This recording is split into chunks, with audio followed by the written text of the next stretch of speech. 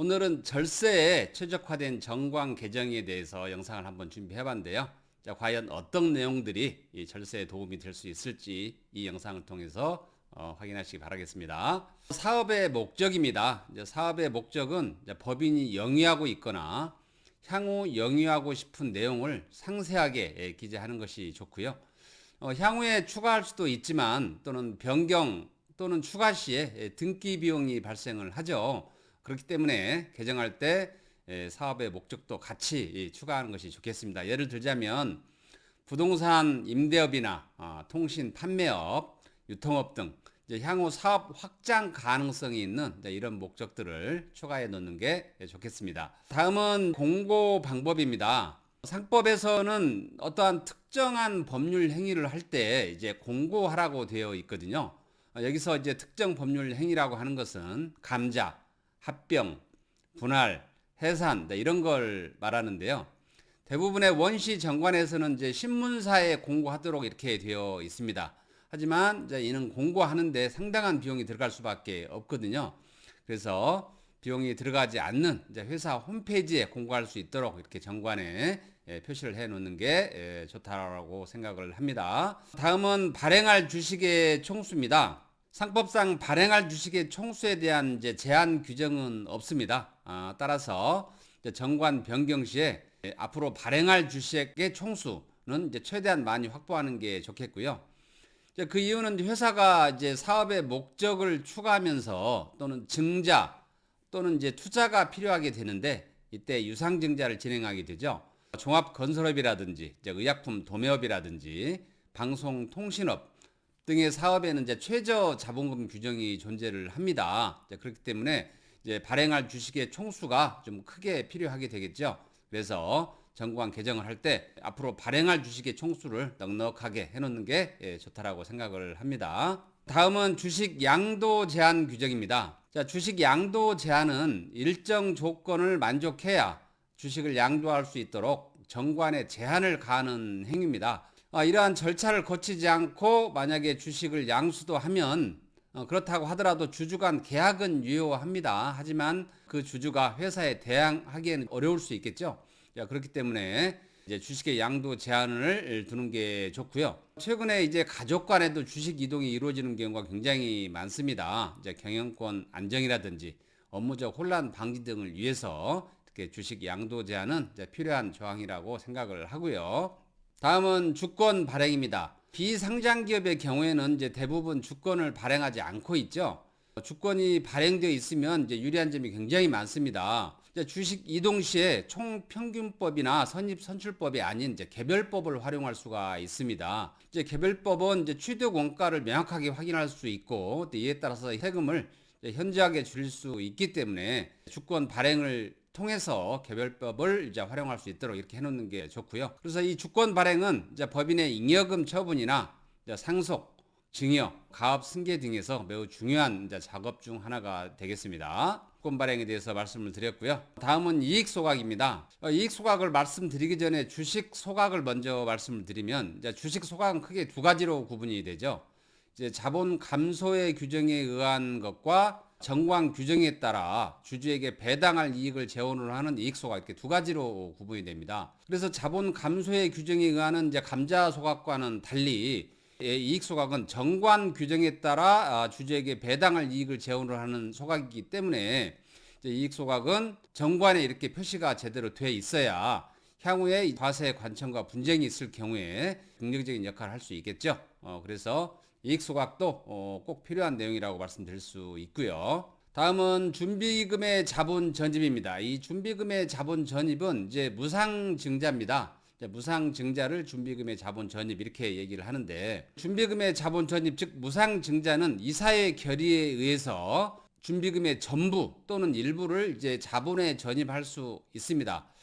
하지만 정관에 주주총회 결의로 결정하기로 한 경우에는 주주총회로 이제 결의한다 이렇게 보시면 되겠고요. 그래서 이사의 결의가 원칙이지만 정관에 주주총회 결의가 요한다라고 되어 있으면 반드시 주주총회 결의로 해야 되고요. 이제 무상증자는 주주가 회사에 자금을 넣지 않고 법정준비금, 대표적인 게 자본준비금과 이익준비금이 있죠. 그래서 법정준비금으로 이제 자본금을 늘리는 방식입니다. 여기서 자본준비금의 대표적인 것 중에 주식 발행 초과금이 있죠. 예를 들어서 주식을 뭐 이렇게 시가 발행을 한다든지 이 할증 발행을 하게 되면 예를 들어서 액면가 5,000원짜리를 이제 5만 원에 이렇게 증자를 한다.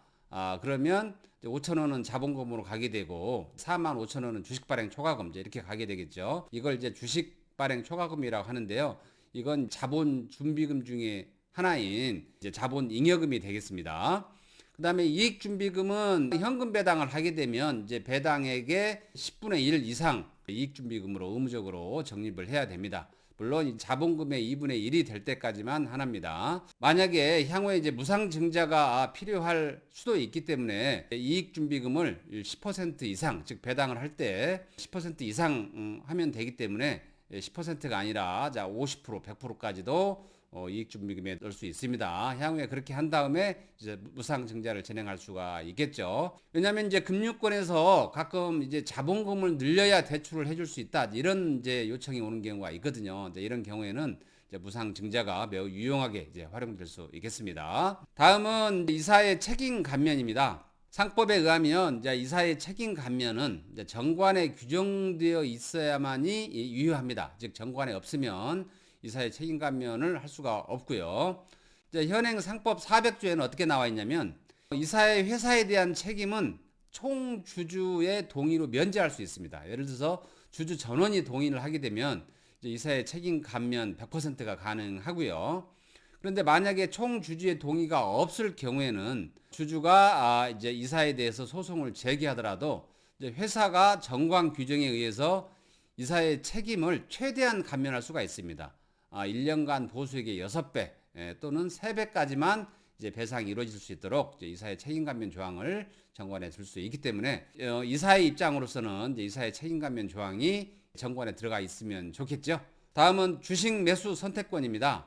최근에 이제 주식 매수 선택권을 이용하는 경우가 굉장히 많습니다. 이제 경영이나 기술 혁신 등에 기여할 능력을 갖춘 이제 당의 법인의 임직원에게 특별히 유리한 조건으로 이제 신주를 매입할 수 있도록 부여한 권리를 말합니다. 이제 일명 스톡 옵션이라고 이렇게 얘기를 하죠. 최근에는 이제 스톡 옵션을 이용하는 기업들이 매우 많이 늘어나고 있는데 주식 매수 선택권 즉 스톡 옵션은 이제 차액 보상형과 주식 교부형 이렇게 두 가지가 있습니다. 차액으로 보상할 수도 있고 주식을 교부해서 싼 가격의 주식을 매입을 해서 이제 비싼 가격에 팔 수 있도록 이렇게 해서 이제 보상을 할 수 있도록 하는 제도입니다. 자, 주식 매수 선택권은 이제 인재를 영입할 때 중요한 어떤 인센티브로 활용하는 경우가 많죠. 그런데 이제 비상장 기업에서는 이제 자기 주식을 취득하는 경우도 굉장히 많거든요. 그래서 이 자기 주식을 취득할 때 이 취득 목적으로도 활용할 수가 있습니다. 자기 주식 취득할 때는 반드시 이 취득 목적이 명시가 돼야 되기 때문에 주식 매수 선택권을 정관에 두게 되면 취득 목적으로도 활용할 수가 있을 것입니다. 다음은 중간 배당입니다. 자, 중간 배당은 정관에 규정이 있을 때 한해서만 할 수 있습니다. 정관에 규정이 없으면 중간 배당을 할 수가 없고요. 중간 배당은 이제 이사의 결의로 가능합니다. 정기 배당은 주주총회 결의가 기본이죠. 그런데 중간 배당은 이사의 결의로 가능하다. 그런데 만약에 이사회가 구성되어 있지 않으면 주주총회로 이제 가능합니다. 중간 배당은 연 1회 한해서 가능합니다. 뭐 중간 배당이라고 그래서 연 2회, 3회 가능한 게 아니고 정기 배당에 추가적으로 중간 배당 한 번 더 할 수 있다. 자, 이렇게 보시면 되겠습니다. 다음은 임원의 보수입니다. 이제 퇴직금 포함인데요. 민법상 임원은 회사로부터 일정한 사무 처리를 유인받은 관계로 보고 있거든요. 그래서 임원은 회사에 대해서 특별한 약정이 없는 한 회사의 보수를 청구할 수가 없습니다. 이걸 모르는 분들이 굉장히 많죠. 그런데 이 상법상 이제 정관 등의 임원 보수 규정이 있는 경우에는 임원은 이제 회사의 보수를 청구할 수 있다라고 이렇게 명시가 되어 있습니다. 그렇기 때문에 정관에 임원의 보수, 퇴직금 규정을 명시하는 게 대단히 중요하게 되겠죠. 그래서 정관의 임원 보수 규정, 즉 퇴직금 규정 포함입니다. 이걸 명시를 해놓으면 이제 임원의 소득 그 다음에 법인세, 절세, 잉여금 처분, 가압 승계 등 이제 이런 차원에서 이제 반드시 필요한 부분이 되겠습니다. 마지막으로 집중투표 배제 내용입니다. 이제 이 집중투표제가 뭐냐면요. 2인 이상의 이사를 선임함에 있어서 주주에게 한 주에 대해서 이사의 수에 해당하는 복수의 의결권을 부여를 하는 겁니다.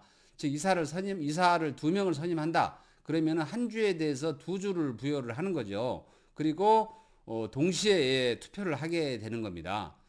그러면 예를 들어서 지분을 한 40% 정도 가지고 있는 주주도 본인이 원하는 이사를 선임을 시킬 수가 있습니다. 그런데 60% 지분을 가지고 있는 주주는 이제 그걸 원하지 않겠죠. 그래서 이 60%를 가지고 있는 주주가 정관에 집중투표 배제 규정을 이렇게 넣어놓으면 집중투표를 못하게 됩니다. 집중투표를 못하게 되면 이사를 한 명 선임하고 다음에 다시 또 투표를 해서 다시 또 한 명 선임하고 이제 이렇게 투표를 하게 되는 거죠.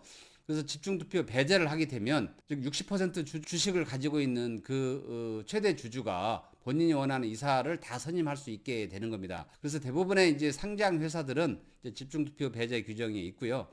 만약에 비상장 회사라고 하더라도 이 경영권의 간섭을 받기 싫다라고 하면 이제 집중투표 배제 규정을 정관상에 이렇게 넣어놓으면 상당히 좋을 걸로 생각을 합니다. 자, 이상으로 오늘 영상에서는 절세에 최적화된 정관 만들려면 어떤 규정이 필요한지 말씀드려봤고요. 자, 오늘 영상이 도움이 되셨다면 구독, 좋아요, 알림 설정 부탁드리겠고요. 다음에는 더 유익한 내용으로 찾아뵙도록 하겠습니다. 감사합니다.